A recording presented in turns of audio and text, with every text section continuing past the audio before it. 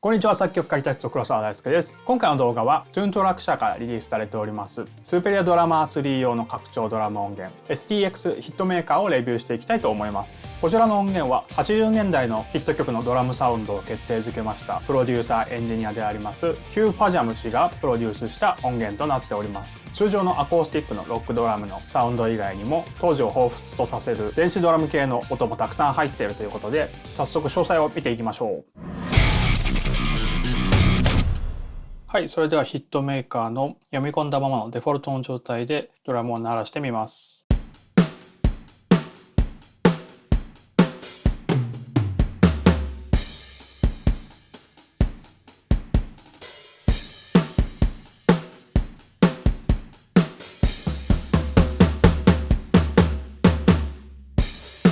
はい、第一印象としましては非常に上品な音で収録してあるなと感じました。80年代90年代をテーマとした音源ということでしたので、もうちょっとレトロな感じの取り音かなとも思ったのですが、現時点では新しいタイプの曲でも問題なくマッチするんじゃないかなと感じました。ではキットをいくつか切り替えて読み込んでみます。ちなみにデフォルト状態はグレッチのバスドラとプレミアのタム、そしてノーブル&クレイというアメリカのメーカーのスネアというキットになっていました。ではドラムキットを次のニューワールドキット切り替えてみます。こちらはヤマハのキック、そしてタムもヤマハでスネアもヤマハですね。全部ヤマハのキットとなります。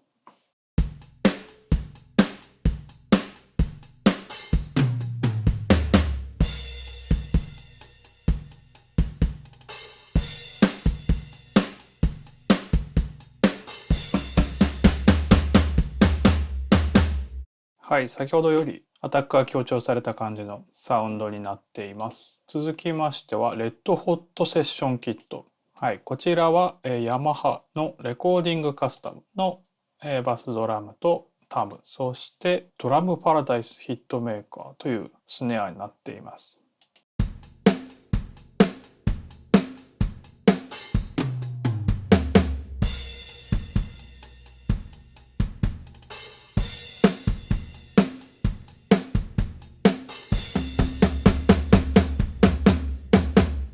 はい、スネアは明瞭感ありますね。バスドラムとタムは結構余韻長めのサウンドになっています。続きましてはレッドホットコンサートキット。こちらは同じくヤマハですがフロントヘッドがないバスドラムとなっています。でスネアも別のヤマハのスネアになっています。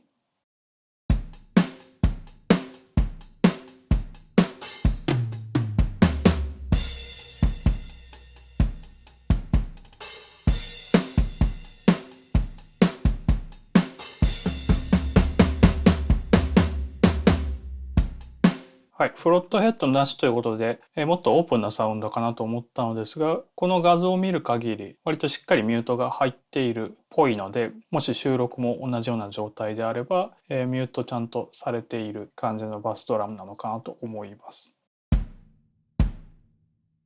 はい、続きましてはストーリーテラーキット。こちらもヤマハの別のキットですね。タムもバスドラムもヤマハのバスドラムとタムとスネアと全部ヤマハで統一されたキットです。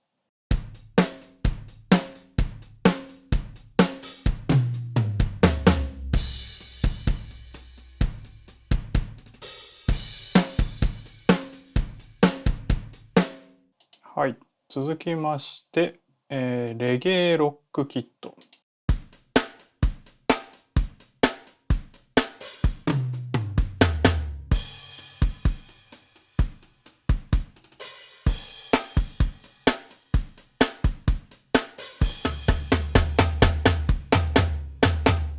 はい、こちらはかなりハイピッチなスネアと、あとは先ほどのプレイでは流れませんでしたが、オクタバンですね、キャノンタムが4つと、ゴングドラム、バスドラムのヘッドを張る、フロアタムとバスドラムの中間みたいなシングルヘッドのドラムです。以上がざっくりキットの紹介でした。もちろんスネアはいろんな種類さらにありますし、キックもたくさんあります。で、シンバル系を見ていく前に、このヒットメーカーという音源はもう一つヒットメーカーマシーンズというセットがありまして、こちらはこのような電子ドラムのキットとなっております。こちらもじゃあ読み込んだままのデフォルト状態で聞いてみましょう。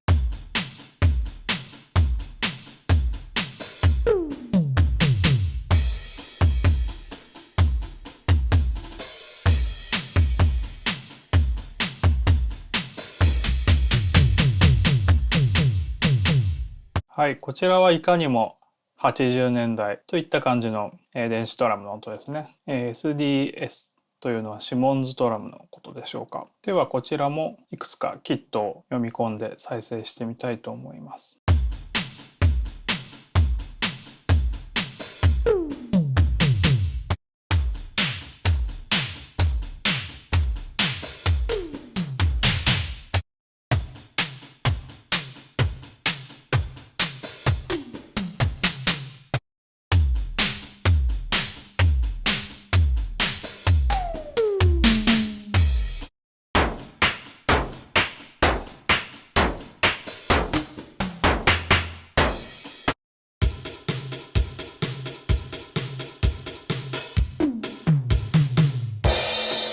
はい、こちらはシンバルも電子ドラムのキットになっております。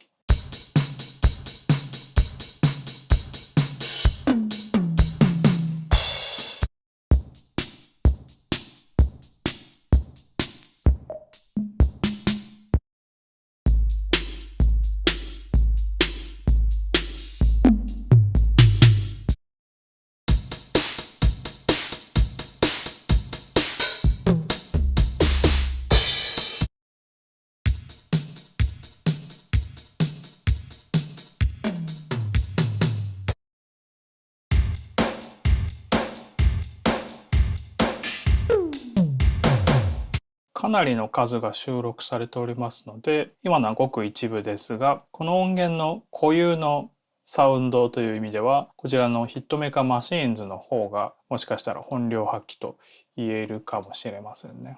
はい、ここら辺も、パッドになっておりまして、パーカッションが鳴るようです。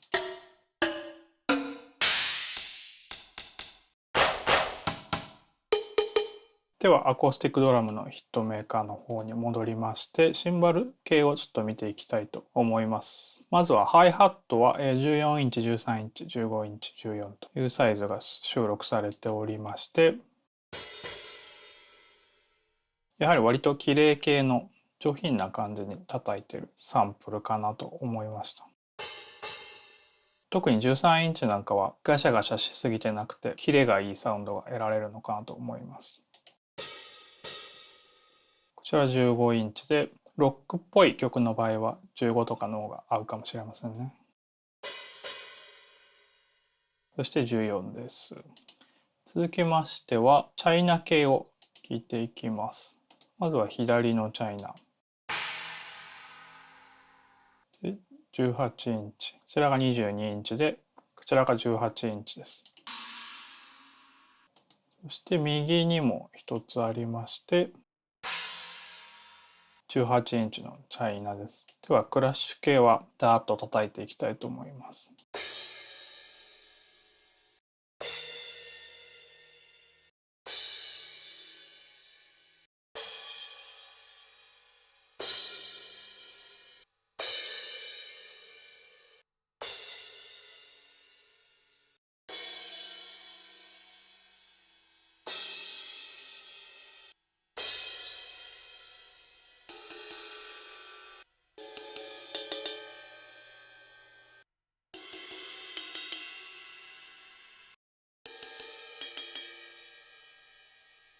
はい、というのがシンバル系の紹介になります。では続きましてタム系を聞いていきます。タム系は8、10、12、14、15、16と。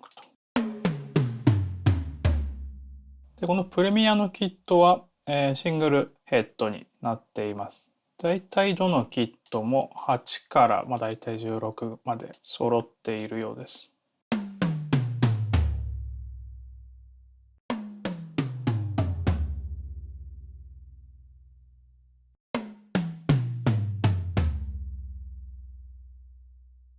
で、このレゲエキットではタマのキットが使われておりまして、こちらは12、13、16。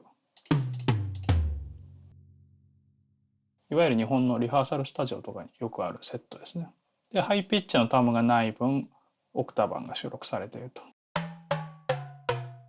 いう構成になっております。では続きまして、マイク関係を見ていきます。キックはマイクが2つ。それでは1つずつソロで聴いてみます。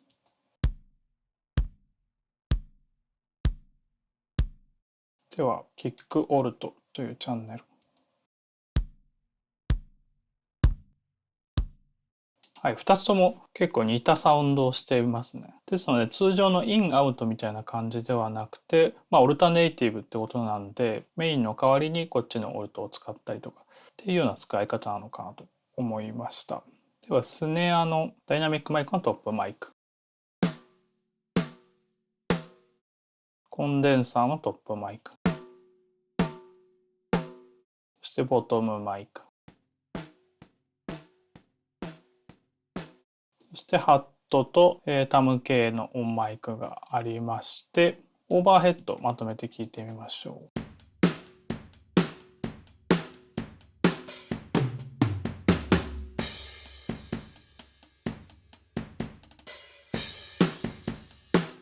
はい、オーバーヘッド非常にバランスよくクリアな音で収録されてますね。ではルーム系で、まずはアンビエントミッド。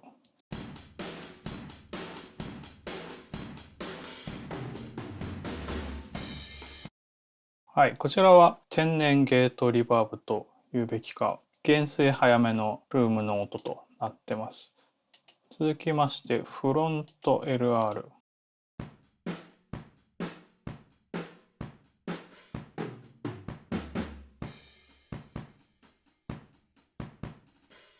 こちらは逆に割とタイトな音になってますね。続きましてはフロントのセンター、モノラルのマイクですね。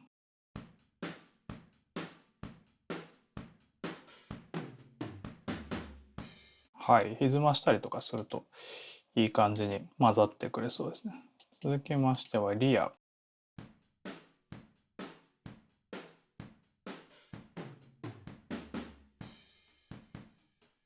そして最後がボール&ビスケット。これはどういうことでしょうか。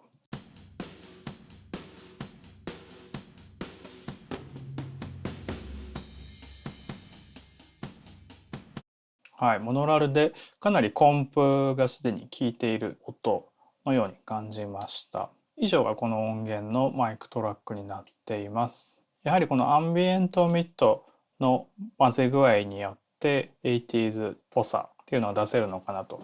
思いました。ここがポイントになってきそうですね。最近の SDX シリーズですとタムを下からもマイキングしてたりとか、聞くだけで3、4トラックあったりとかっていう構成が多いのですが、こちらの音源は割とシンプルというか、いわゆる王道のマイク構成になっております。では最後にプリセットからいくつか選んで、個人的に気に入ったプリセットをいくつか再生したいと思います。まずはこのヒューさんのプリセットからゲイテッドスネア。おそらく名前からしてゲートリバーブがかかっているプリセットなのかなと思います。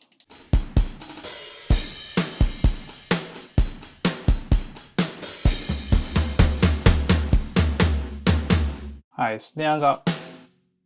いいですね。これぞ 80s というようなゲートリバーブがかかっています。では自分の楽曲で、90年代の J-POP 風の曲がありましたので、そのオケとドラムを一緒に再生してみたいと思います。